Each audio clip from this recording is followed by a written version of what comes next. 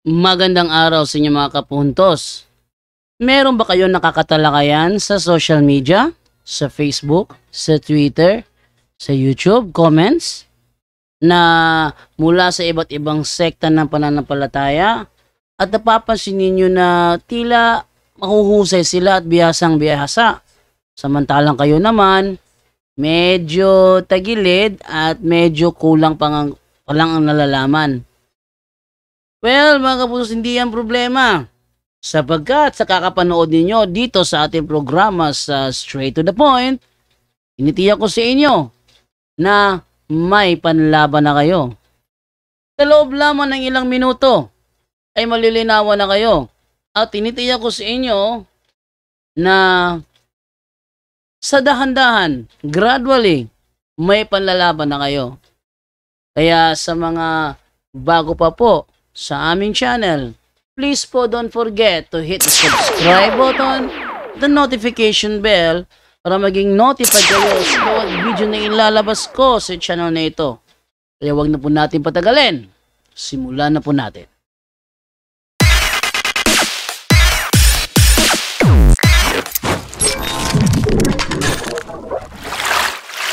Ito ay, ang sentro talaga nito yung Marcos 2:27, Marcos 2:28, at Lucas 4:16. Ito yung mga talatang paborito ng mga SDA kung saan is ipapalitaw nila na sila yung nasa tama at tayo ang nasa mali. So yan ang sasagutin natin ngayon sa ating topic. Wala ko na-record kanina. So, diretso po ito. Kaya doon po sa mga hindi po nakapagtanong kahapon, pwede po kayong mag-raise hand sa option po ninyo sa baba. May option po dyan para makapag-raise hand at ay ma-accommodate pagkatapos po ng tatalakayin ko. Napaka-equi lamang po nito. Punto por punto na lamang po. Si Jesus Christ ba ay under sa kautusan ng pangingilin ng Sabat? Naalala ko dati, nung ako pa ay nasa SDA, isa sa mga katwiran na inilalabas ko dati, na ako ay mananatiling SDA dahil si Kristo na siyang ulo ng iglesia ay Sabadista. Yon ang aking mga paninindigan noong ako ay nasa SDA pa. Ang paborito namin talata, yung si Kristo ay pumunta sa sinagoga. O kung naalala po ninyo, natalakay po noong nakaraan na si Fernando Camacho at saka si Johnson Amican, sinagot yung yung aking pagpapaliwanag sa 1:5:18 dahil sinabi nila na ipinalilitaw ko raw na si Kristo ay manlalabag sa kautusan. Hindi siya tagatupad kundi manlalabag. Sa kanila kasi, mga kapuntos, dalawa lang option. Pag ikaw ay tagatupad, hindi ka manlalabag. Pag ikaw ay manlalabag, hindi ka tagatupad. Ganyan sila. What if yung inutusan hindi naman under sa kanya ang utos? What if ganun? Gaya nung in-example ko nung nakaraan. May nakalagay dyan sa dingding sa isang area, nakalagay na no smoking. Ikaw hindi ka naninigarilyo. Ang tanong, yung batas ba na no smoking para ba yun sa'yo o hindi? Pag yun ba sinunod mo, ibig sabihin, huwag ka munang manigarilyo. No smoking nakalagay. Yun ang pagsunod. Pag yun naman nilabag mo, bahala ka sa buhay mo. Maninigarilyo pa rin ako rito. What if hindi ka talaga naninigarilyo? Alin ang pipiliin mo? Pagsunod o ang paglabag? Kasi pag sinabing no smoking, yan ay ginawa para sa naninigarilyo. Hindi naman ginawa ang batas na no smoking para sa mga hindi naninigarilyo. Hindi ba? Nasaan ng logic kapag sasabihin mo na yung batas na no smoking ay ginawa para sa mga taong hindi naninigarilyo. Ngayon, sa kanila, dalawa lang. Sumunod ka o lumabag ka. Pero what if ang kautusan ay hindi para sa iyo? Ano ang pipiliin mo? Hindi ba pwedeng wala kang pipiliin sa dalawa? Hindi ka susunod kasi hindi para sa iyo at hindi ka rin lalabag kasi hindi naman ibinigay sa iyo. Halimbawa, ganito. Bigyan ko ng maraming example para maunawaan ng mga kasamahan natin sa Katoliko na ang ibig kong iparating. Halimbawa, ganito. May isang iskinita nakalagay. No entry taxi. Yan na? No entry taxi or taxi no entry. Yan. Bawa, ganyan nakalagay. Ang minamaneho mo, tricycle. Ang minamaneho mo, tricycle. Ang nakalagay sa karatula, taxi no entry or no entry taxi. Ngayon, ikaw na nagda-drive ng tricycle, alin ang susundin mo? No entry o entry ka? Oh. Anong gagawin mo? Lalabagin mo ba yung no entry taxi o susundin mo yung no entry taxi? Gayong ang minamaneho mo naman ay tricycle. Ang tanong, yung batas na taxi no entry ay ginawa ba para sa yung tricycle driver? Siyempre, hindi ginawa para sa iyo, no? Hindi ginawa para sa iyo.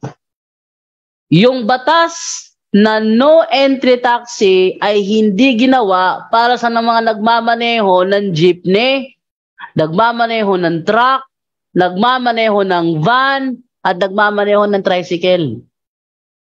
Kung tricycle ang minamaneho mo, pag pumasok ka sa taxi no entry, huhulihin ka ba o hindi? Yan ha, yan ang napakagandang ano eh. Kasi kay Camacho at saka kay Amican, dalawa lang. Ay sumunod ka, lumabag ka. Maganda talaga ng idaan sa analogy para maunawaan ng mga ano no ng mga Pilipino, mga Katoliko na kung saan diyan kayo nililito ng mga SDA eh.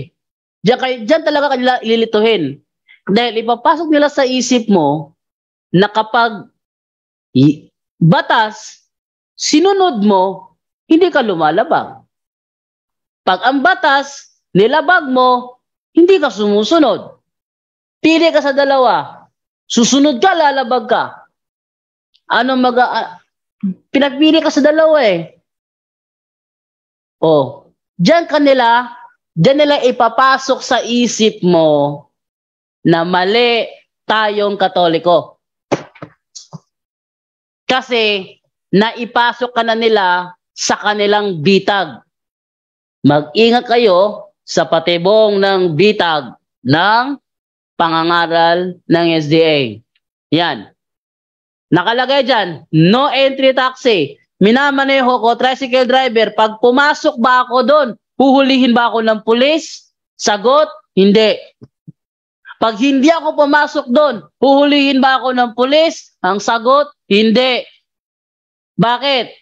Hindi ginawa ang batas na no entry taxi para sa aking tricycle driver. Sana naunawaan nyo yun. Ngayon. Sinabi nila, si Kristo ay tagatupad, hindi manlalabag. Si Kristo ay tagatupad sa mga utos na ibinigay sa Kanya. Tandaan ninyo yung ginamit niyang talata, unang Juan 2:1. Basahin natin yung ginamit yung talata na unang Juan 2:1 para pamaliin yung paliwanag ko. Sabi ganito, mga anak, isinusulat ko ito sa inyo upang huwag kayong magkasala. Ngunit kung magkasala ang sino man, may tagapagtanggol tayo sa Ama, si Jesucristo ang matuwid. Ang dahilan dito ni Fernando Camacho na si Kristo ay matuwid, hindi siya manlalabag. Tandaan ito kasi si Kristo ay matuwid, hindi siya manlalabag. Ayan. Tama naman yun. Ang tanong, saan siya hindi manlalabag? Sa pangingilin ba ng Sabat? Under ba si Kristo sa kautusan sa pangingilin ng Sabat? Tandaan ninyo ang talata si Kristo ay matuwid. Yan tanong. Ang kautusan ba ginawa para sa mga taong matuwid? Basahin natin yung sinasabi sa unang Timoteo 1:9. Yamang nalalaman ito na ang kautusan ay hindi ginawa dahil sa taong matuwid. Tama, si Kristo ay matuwid. At ang kautusan ay hindi ginawa para sa taong matuwid. Para lang yung taxi no entry. Ang taxi no entry ay ginawa para sa mga taxi driver. Hindi ginawa ang taxi no entry para sa mga tricycle driver, sa mga van driver, sa mga jeepney driver, sa mga truck driver, sa mga bus driver. Hindi ginawa ang taxi no entry para sa kanila, kundi yun ay ginawa para sa mga taxi driver. Kamatyo, kung naririnig mo man ako ngayon, beltahan mo ito. Itong analogy na ito, beltahan mo. No?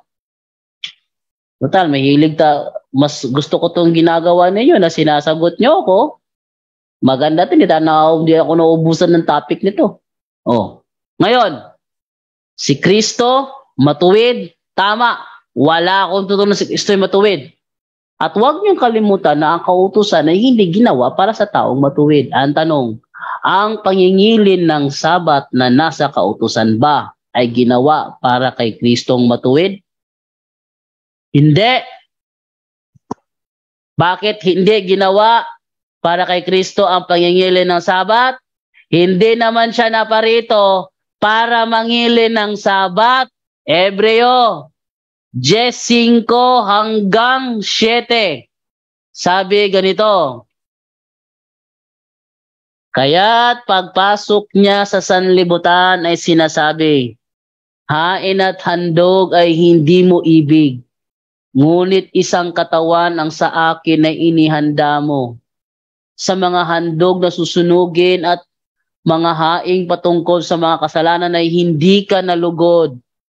Nang magkagayoy sinabi ko, narito ako'y pumarito sa balumbo ng aklat na ay nasusulat tungkol sa akin upang gawin o Diyos ang iyong kalooban.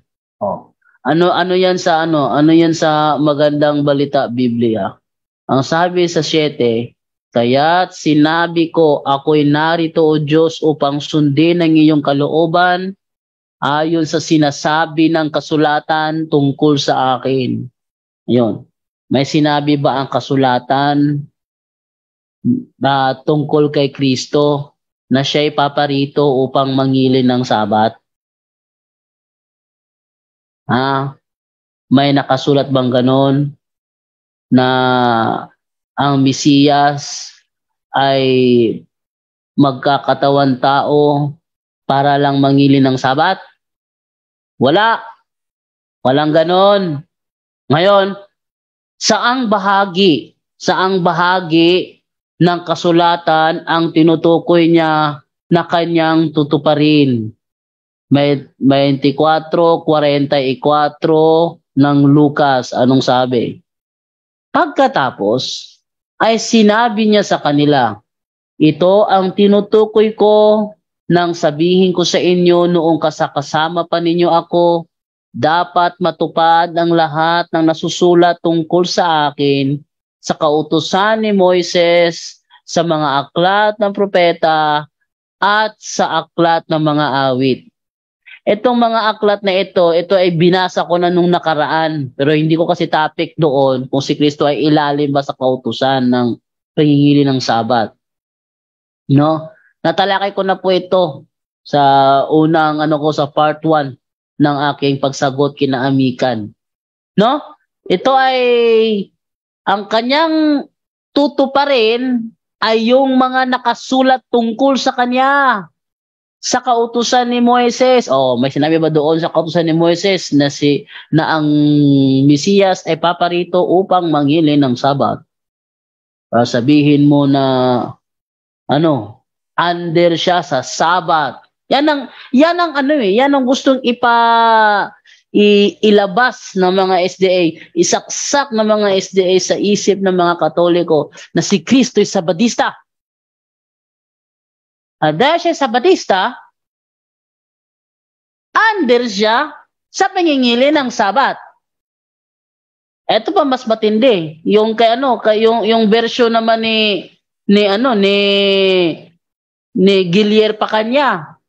Ang version naman ni Guillier Pacanya, si Kristo ay ang Lord of the Sabbath.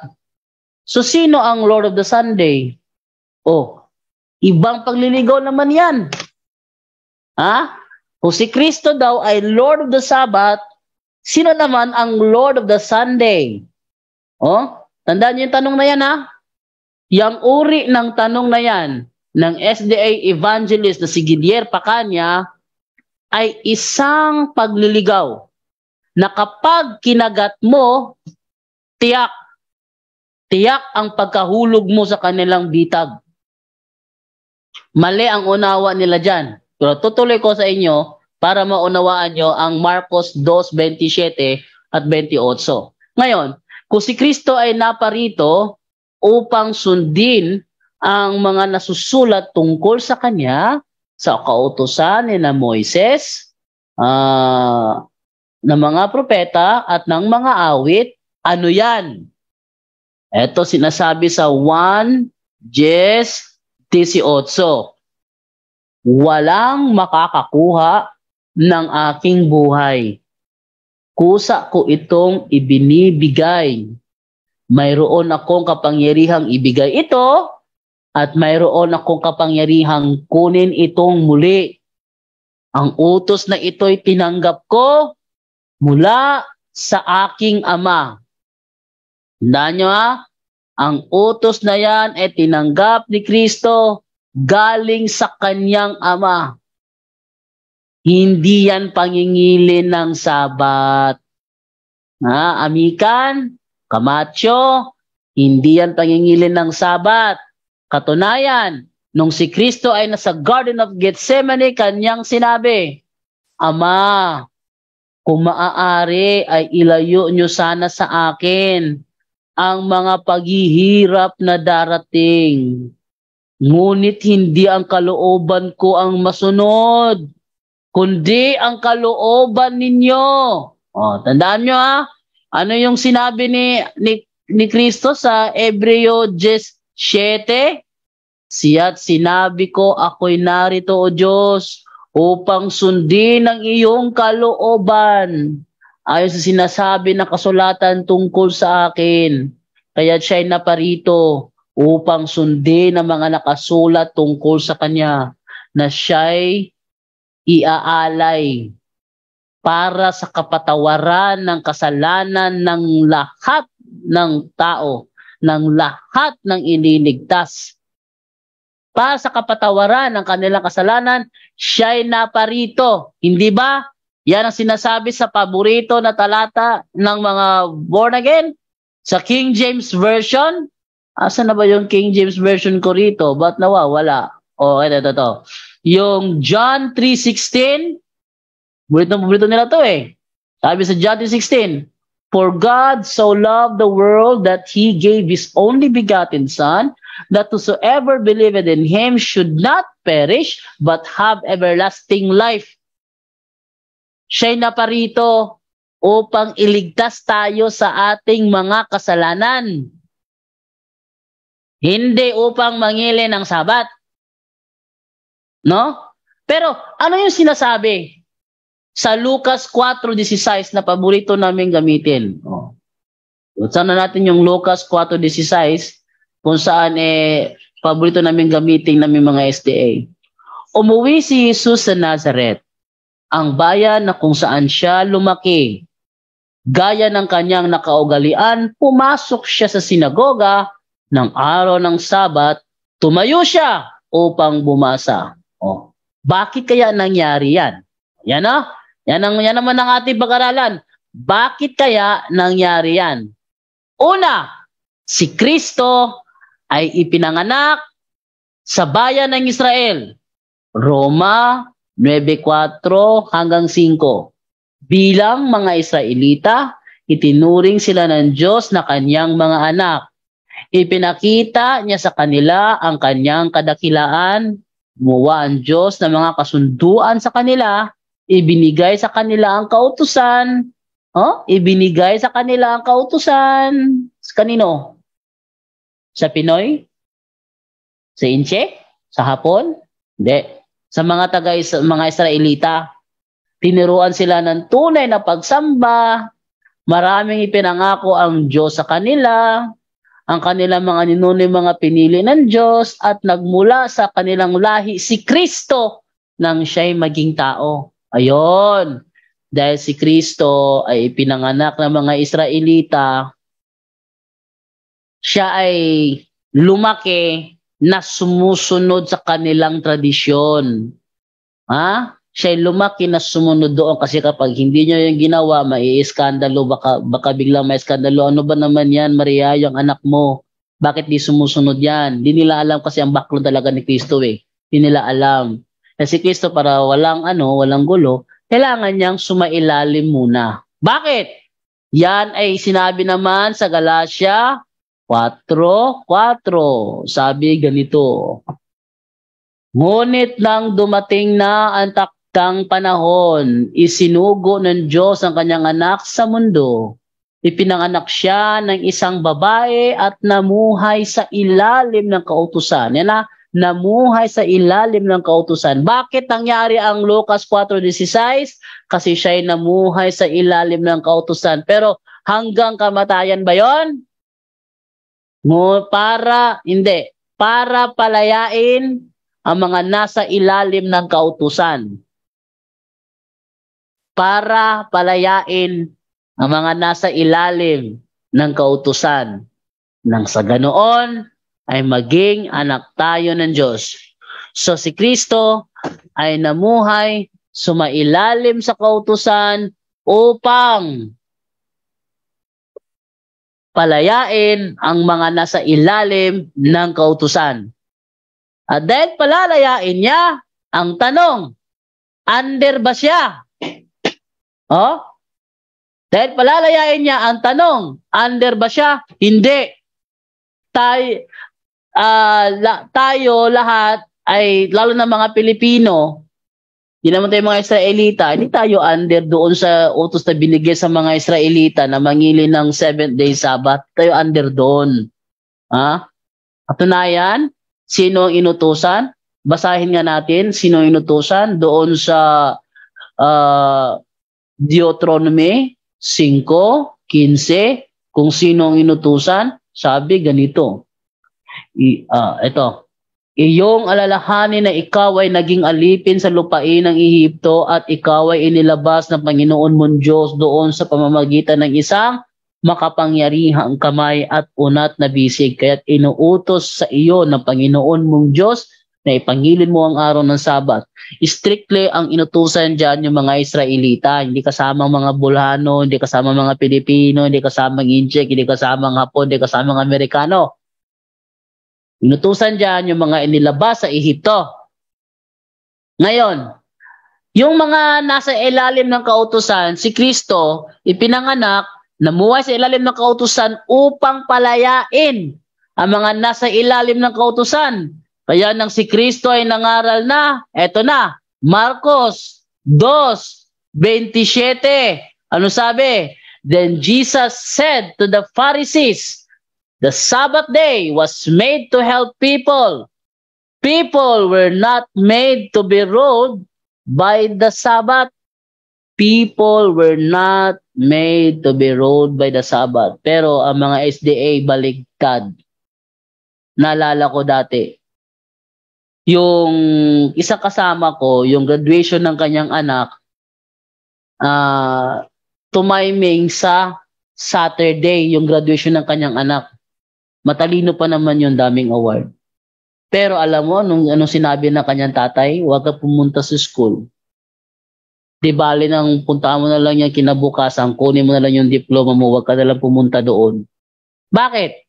Bakit wag na pumunta doon? Na si Michael Babia, pumasok, maganda to, makakasubukan na naman tayo. No? Ngayon, dahil ng yon si Kristo, ang nangyari doon, graduation ng anak niya sa Saturday, hindi niya pinapunta sa school dahil sabi sa Saturday ngayon, Sabbath, so wag ka pumunta sa school. Sa Sunday na lang o sa Monday, kunin mo na lang yung diploma mo doon, yung lahat ng mga award mo, wag ka lang pumunta ngayong araw ng Sabado dahil Sabbath day. Ibig sabihin, silang mga SDA, nung nasa SDA pa ako, namumuhay sila ruled by the Sabbath.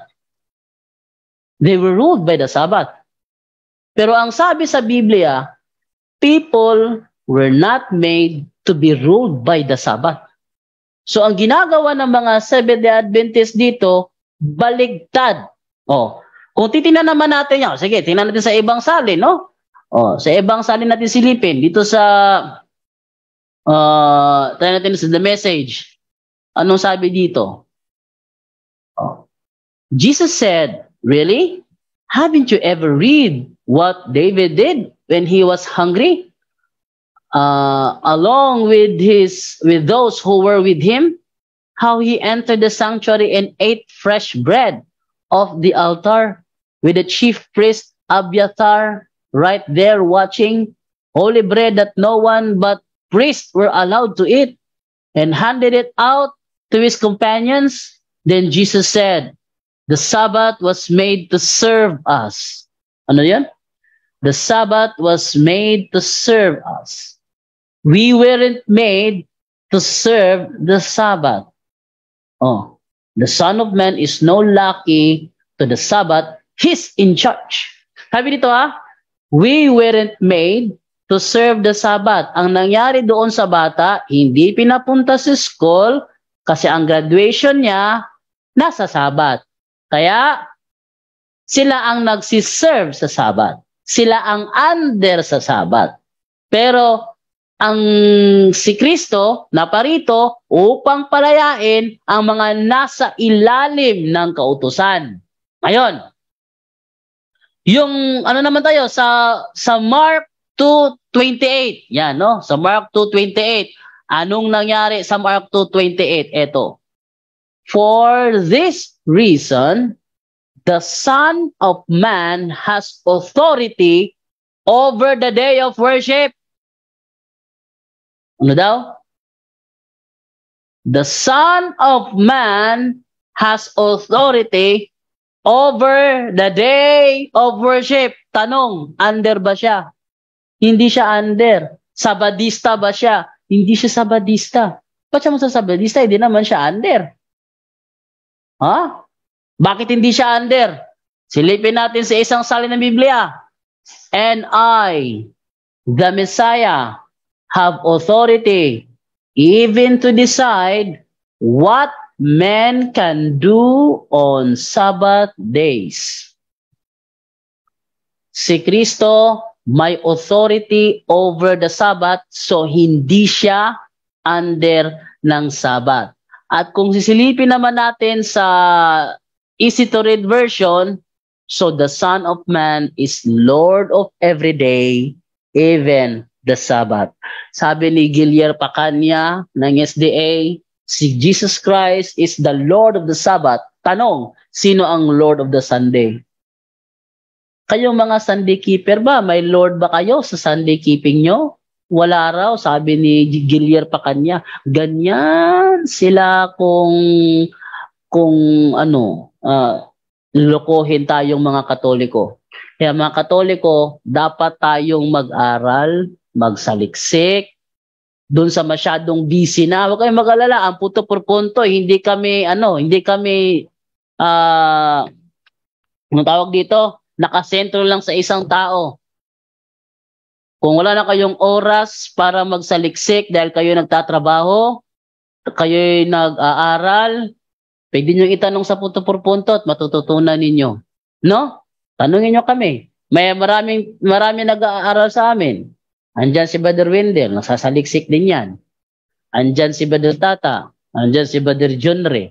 Andyan si Brother Angel. Andyan si Brother Romel. Andyan si Kaburnok. Andyan si Puro Kamatuoran. Dami nasasaliksik. Andito ako. Andyan si Brother Darwin.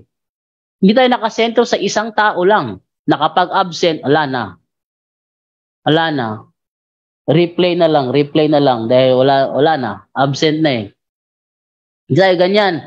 Ako, pag nag-absent ako, walang problema yon. Andiyan naman mga kasamahan natin eh. Pag nag-absent si Brother Wendell, okay lang yon. Diyan naman mga kasamahan natin eh. Dahil 2 heads is better than 1. May maraming alam si Brother Angel na hindi ko alam. At may marami akong alam na hindi alam ni Junre. Ganyan. Kaya, 2 heads is better than 1. Yung sinasabi ni Guillermo Pacanya na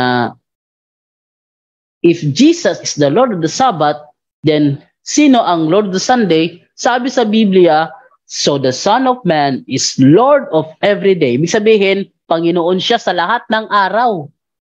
Hindi yan Panginoon lang sa isang araw.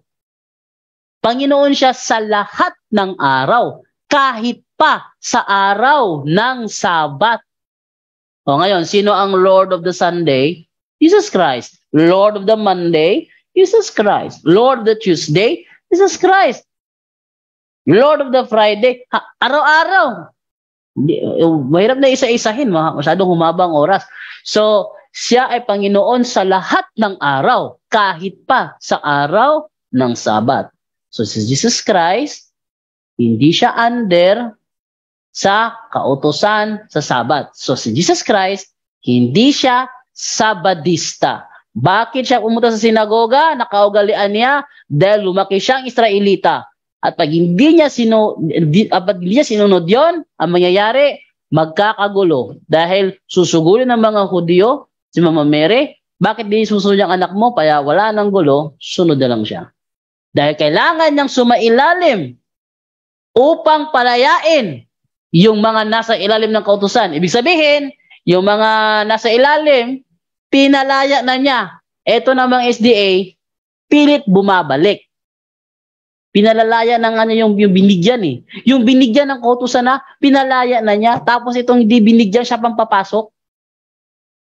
Yan ho. So, yan. Okay, so yan muna at hanggang dito na lamang. Sunod naman po tayo sa ating tanungan portion. Kaya doon sa mga hindi pa po nakapagtanong, pwede po kayong mag-raise hand. May option po dyan sa baba nyo kung gamit nyo ay cellphone. Halimbawa, halimbawa, cellphone, ko. Halimbawa, cellphone, no? Pinito nyo lang yung screen, may lalabas na mga option sa baba. Diyan sa mga lalabas sa option sa baba, may 3 dot. Click nyo yung 3 dot. May lalabas naman ng mga option. Iba namang option. Isa sa mga option na lalabas ang raise hand. Click nyo yung raise hand. At may magpa-pop out na yellow hand dyan sa Zoom window nyo. At yan ay palatandaan na kayo'y magtatanong at kami naman ay mabibigyan naman kami ng accommodation. Sa mga gustong magtanong, mag-raise hand lang. Sa mga gustong magipagsubukan, pwede rin mag-raise hand. Tandaan ninyo ha, hindi kami nakikipagdebate sa kapwa Katoliko. Maliban na lang sa Katoliko na na-convince na sa ibang aral, gaya ba ni Mike Manyo, Katoliko daw siya, pero ang kanyang aral na inilalabas sa aral ng dating daan. Natandaan niyo yung talakayan ko Mike Manyo? Katoliko daw siya. Pero yung kanyang pananalita, yung kanyang mga is from dating daan dahil influensyado na pala siya sa kakapanood ng itanong mo kay Soriano. Kaya tayo binabanatan para patunayan niya magaling na siya. Ang sabi ni Alfie Angeles, feeling lang sila na magaling. Yung totoo, walang alam yan. So yun. Saka ang dating daan kasi, brother, akala nila, pag sila yung mga miyembro nila, pag nagsalita, akala nila, alam na nila yung buong yung buong katotohanan. Ha! Anong banal na halik? Anong banal na halik? Ganun sila magtanong eh. Tanongin mo miyembro, alam ba niya yung banal na halik? Saan niya nakatira ang Diyos bago lalangan ng langit at lupa? Kahit yung mga miyembro nga, hindi alam eh. Ewan ko si Josie kung alam nila yung turo doon sa Mahilig sila magpakita na akala nila ang galing-galing nila. Ganon. Pero walang alam yung brother, ginagarantiyahan ko sa'yo. Ganon. Impress lang sila kay Mr. Soriano. Yan na.